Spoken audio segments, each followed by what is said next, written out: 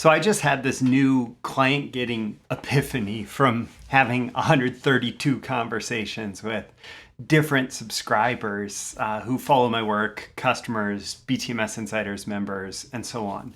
So last week I sent out that question email and I referred to it in my RIP inbox video that you can check the link in the description. And it generated at least 132 conversations at this point, and many of those were copywriters. And the point of it was to generate a bunch of conversations, to see different ways that I could help you through episodes, through training, through one-on-one, through, whatever the appropriate channel is. And one of the things that I ran into is that a lot of the people who were responding are trying to get their first few good clients. And some definitely identified as wannabes, which in this regard, self-deprecating humor is a great way to build the likability factor.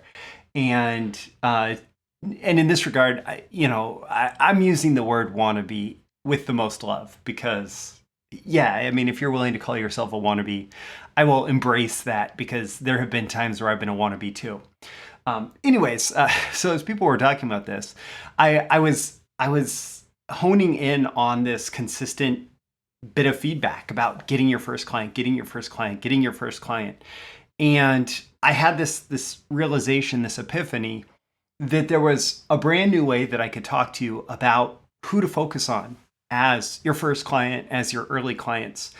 And this applies across the board, not just copywriters. If you are actively working to launch and build a client business, this lesson will apply to you. So with that, let's dive in.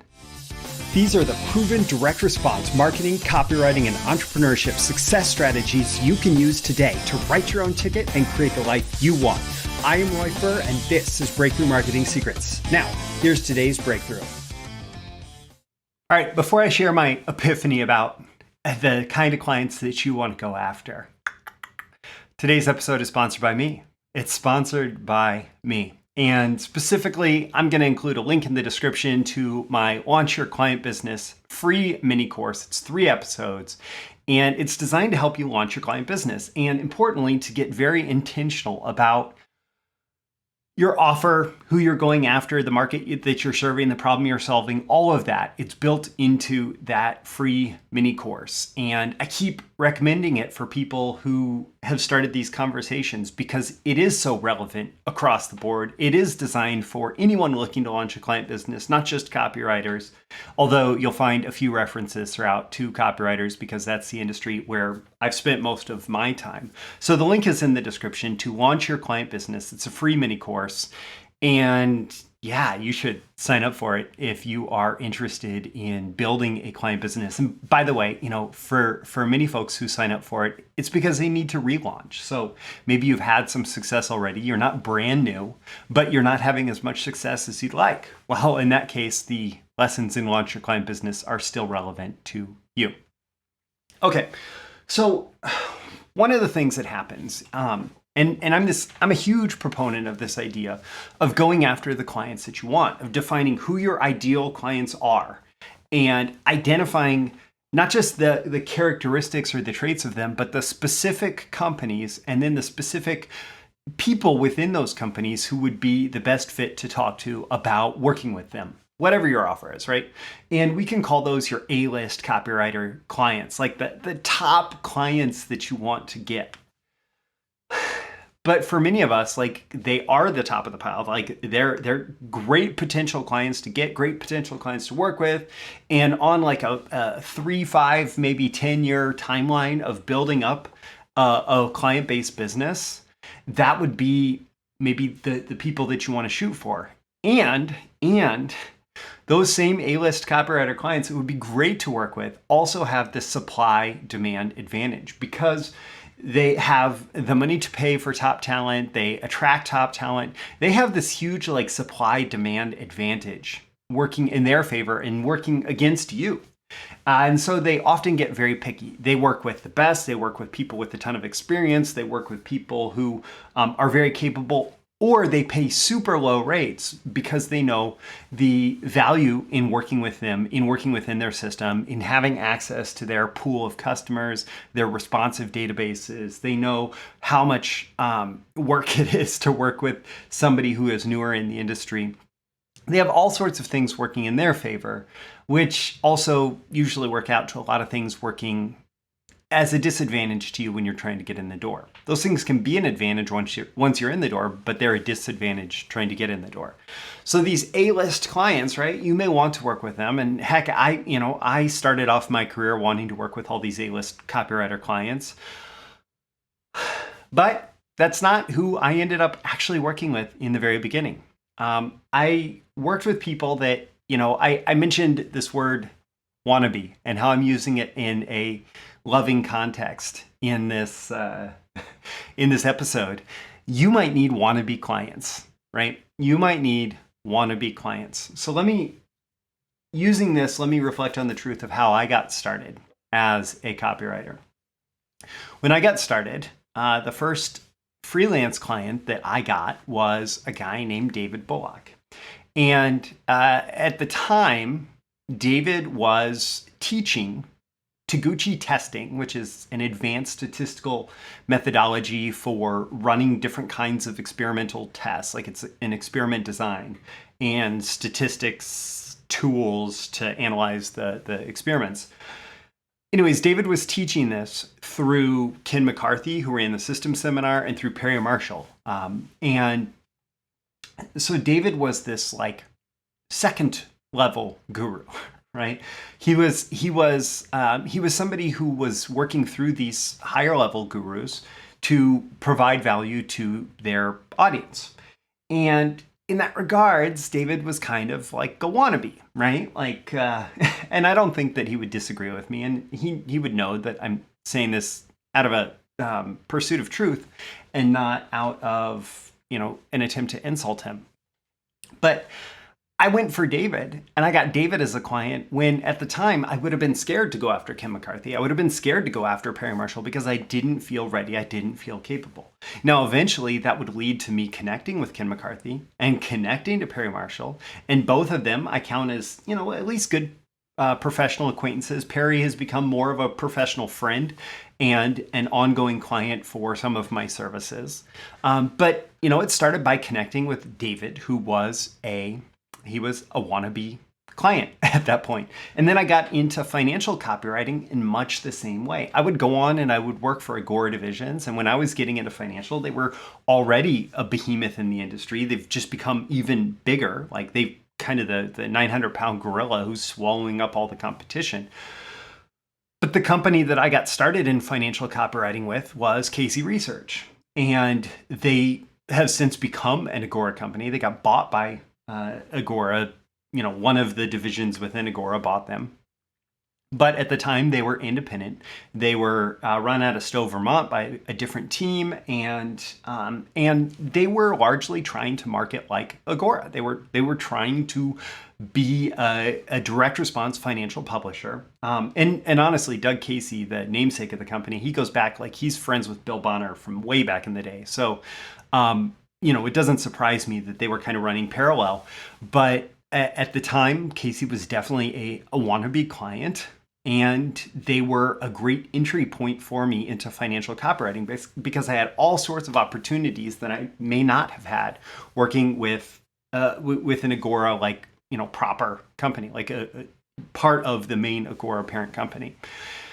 And honestly, like when you go after these potential clients, it is a good thing here, and it can be a good fit for if you have kind of a wannabe level skill. If you might joke around and call yourself a wannabe copywriter because you know where you're at, right? Or whatever your client business is, working with these wannabe clients has the potential to find someone who's a good fit for your level of skill.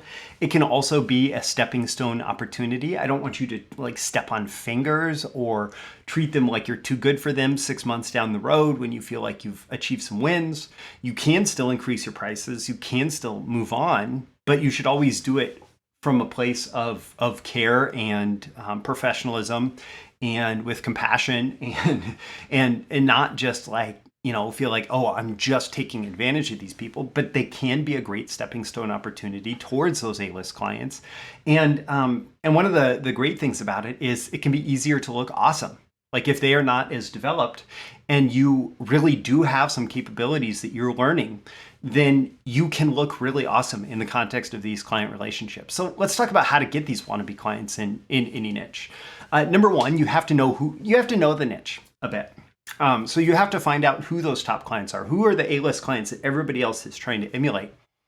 But then find out who is appearing to emulate them. So early on in my copywriting journey, trying to build my freelance copywriting business, I made a list of non-Agora financial publishers. And one of the reasons I did this was because Agora at the time didn't want you to move to Baltimore or to Florida to actually take an in-house position. But the add-on benefit is that my list came up with a bunch of wannabe clients, like a bunch of wannabe Agoras, right? And so what I did was I identified, okay, these are people who are doing the long form direct response marketing, similar to what Agora was being successful with, but who are not an Agora company. And so they were emulating the styles that we were seeing come out of Agora, but were not inside the Agora universe. And so what I was able to identify is there's a bunch of other financial publishers who are kind of emulating that, and I was able to get in with those. An additional technique that I used was just following the industry. So I signed up for a ton of different email lists, and I paid attention to who is being promoted, what is their actual physical address. Is it in Baltimore or Florida, in the cities that I knew Agora had offices, or is it somewhere else? Like you can use these things as a way to help differentiate who the people are within the niche, who the companies are within the niche. Today, you can also use retargeting ads as an indicator. If you're browsing a whole bunch of sites within an industry, you're likely to end up getting various promotions from different companies in that industry, and you're gonna start to see, I guess that's not just retargeting, but any kind of targeted ads. You're gonna see who the people are that are very active in the industry. And then a big recommendation here, if you want to get these clients, is that you want to design your offer to match what the A-list does. So when I was getting started in financial copywriting, the standard thing was a long form sales letter with an order form and some emails to drive traffic, as well as some space ads. And so I basically designed my offer around that. And it wasn't just financial that was doing that, but I designed my offer to match what the A-list did. And so when I was approaching these clients, and I would say, well, like Agora does, like I do these long form sales letters and the order pages and the emails to drive traffic and all of that. And so there was this A-list client that they were trying to emulate. And what I was doing was basically saying, I will bring you the type of campaign that they're doing over there into your business. And if you're interested in that, let's talk. Let's figure that out. And it was a very attractive offer to those potential clients. And like this completely aligns with what I'm saying in the Launch Your Client Business free mini course. Check the link in the description for that. I want to give you a last point here. There is a certain psychology of these wannabe clients that can actually make them really, really good clients, because so many times it's the Avis, we're number two, so we try harder mentality, right? We are trying to make our name in this niche. We're trying to make our name in this industry. And so they kind of have this chip on their shoulder that makes them more competitive. And yeah, so there are like some top players, and they may be very competitive too. But the companies that are trying to establish themselves, that are trying to get a foothold, they may have this like extra willingness to let you really swing for the fences and go for big opportunities, because they are trying to figure out how they can get ahead. They're trying to figure out how they can establish themselves. And it can make them, it's not an automatic thing, but it can make them more open to working with people who have a lot of ambition, because they're just looking for people who share that desire to create some big winners with them. And especially in the context of direct response marketing, yeah, that can be super beneficial. So that's my recommendation. If you're not quite ready to go after those A-list clients, or you're struggling to get your foot in the door with those A-list clients, and especially if you're newer, you may want to consider, like, who are the wannabe clients? Who are the clients that want to be those A-lists, that want to be on that A-list, who I can go after now and and have a better chance of getting in the door and getting started and getting some wins under my belt. And then I can keep helping those people win, or I can perhaps pursue the A-list clients, or maybe both, depending on what your work is, what your niche and industry is. And don't forget, there's links in the description. I'll include a link to that Rip Inbox video if you are curious about the conversations that I started and how I started them with that unique email marketing strategy. It's pretty powerful. Also, the link in the description to the Launch Your Client Business free mini course. Check those out. The links are in the description. I'm Roy Furr. This is Breakthrough Marketing Secrets. And hey, I hope I've delivered a ton of value to you, and I look forward to seeing you again in the next episode. See you soon. Thank you once again for tuning in to this daily episode of Breakthrough Marketing Secrets. Remember, check out the links with this episode for even more value. Now make sure you like, comment, share, subscribe, and engage in every way you can to keep this show going and growing and delivering daily value to you. I'll catch you soon for your next big breakthrough.